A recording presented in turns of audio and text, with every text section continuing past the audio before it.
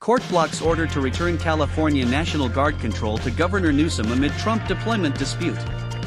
The Ninth U.S. Circuit Court of Appeals temporarily blocked a federal judge's order that would have forced President Donald Trump to return control of California's National Guard troops to Governor Gavin Newsom, allowing Trump to maintain his deployment of approximately 4,000 Guard members in Los Angeles.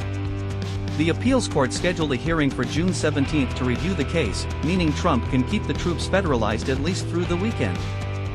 U.S. District Judge Charles Breyer ruled Thursday evening that Trump's federalization of California's National Guard violated the 10th Amendment and exceeded the president's statutory authority, stating his actions were unlawful. He must therefore immediately return control of California National Guard to the governor of California.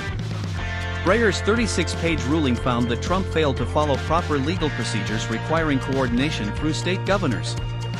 U.S. Marines carried out their first known detention of a civilian in Los Angeles at the Wilshire Federal Building on Friday, with Reuters images showing armed Marines restraining a man with zip ties before transferring him to Department of Homeland Security personnel. Military officials confirmed that approximately 200 Marines took control of protecting federal buildings, with 700 total Marines authorized for deployment in the city. Cities across the United States are preparing for major demonstrations on Saturday, June 14, with activist groups organizing No Kings protests to coincide with Trump's military parade in Washington, D.C. celebrating his 79th birthday and the Army's 250th anniversary. The protests are described as a nationwide day of defiance against what organizers call Trump's authoritarianism, with demonstrations planned in over 50 cities.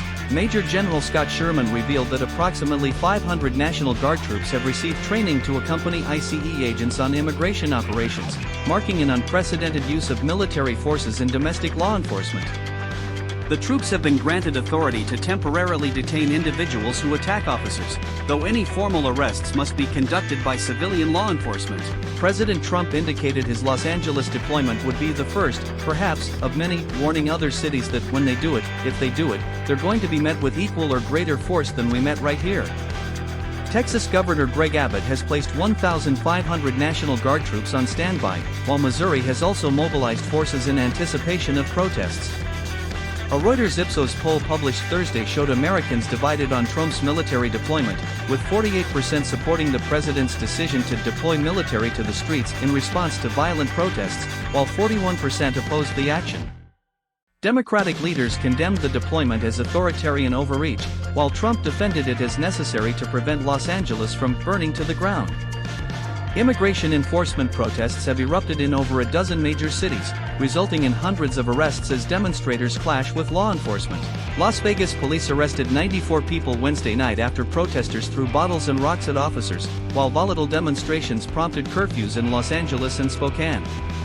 At least 470 arrests have been reported since protests began Saturday, with 9 officers injured. The legal battle centers on whether Trump can federalize state National Guard troops without governor consent, with Judge Breyer questioning how Trump's actions differ from what a monarch does, noting this nation was established in reaction to a monarchy. California argues the deployment violates fundamental constitutional principles of federalism, while the White House maintains Trump has lawful authority to mobilize the National Guard to protect federal buildings and personnel.